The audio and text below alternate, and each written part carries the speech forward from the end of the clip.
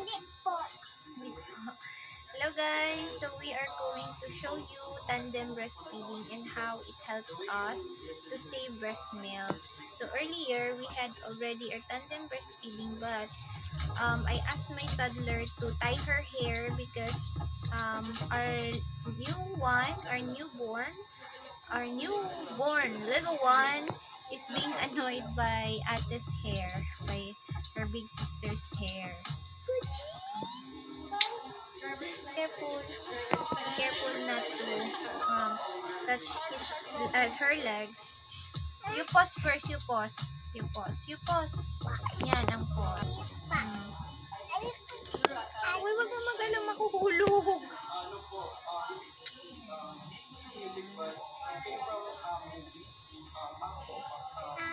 Yung high heels mo, dapat kita kong nasa harap para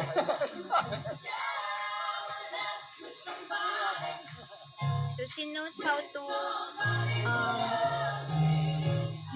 massage the breast so that it's she'll get challenging more kasi upbeat. Hesitant kami and sa not song until just- Aki said and not na, just no, this is the- like a chance for us to show our the crazy side. flowing or the wanted them to come up with overflowing. just a feel-good Yes. song. Pag Well, napanood mo na this sila, newborn mapapatayo is at sayo ka na. sucking or drinking the milk, the breast milk.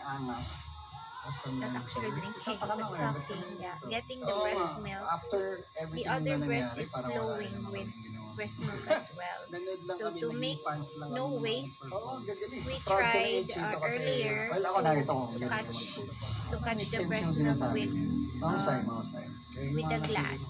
But she doesn't like it that we are way. confident na matatalo kami sa lahat. But at the same time, yung pressure She and wants it parang hindi kami more complacent. natural. So we always like So that's it. Diba sa akin yung nagkakarate? Kaya sumibitin, yeah! So we're covering because it's not in our culture to show the breast while doing this. Maybe sometimes you see, but it's just a glimpse or a in a short short period of time, part we're of the happy na video. positive pa rin yung comments nila. We are sorority and we are so ready. So much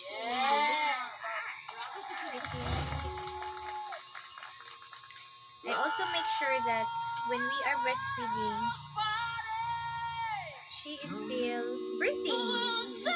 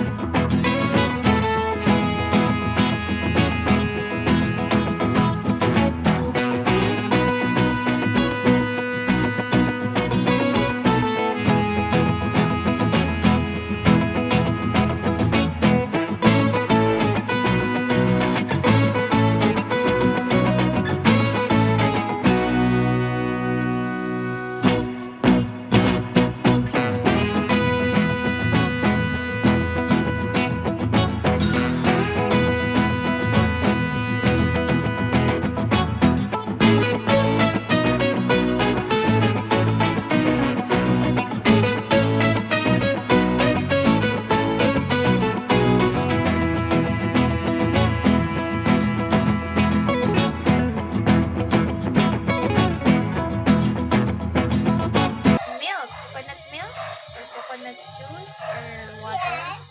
tastes like coconut. I also tasted it yesterday, guys, and it's fatty. So the composition of the breast milk will be discussed in a different vlog or different video, or you can actually search in other YouTube channels. But for us, we will do some, research first to give you more details on the composition of breast milk, especially for tandem breastfeeding. There are few research about or studies about tandem breastfeeding. We call it TBF, yeah. But the nutrients that this toddler and newborn are getting are still good. So that's all for now. Thanks for watching. Like, subscribe. Please stay wholesome, especially in your comments. Bye. Thank you.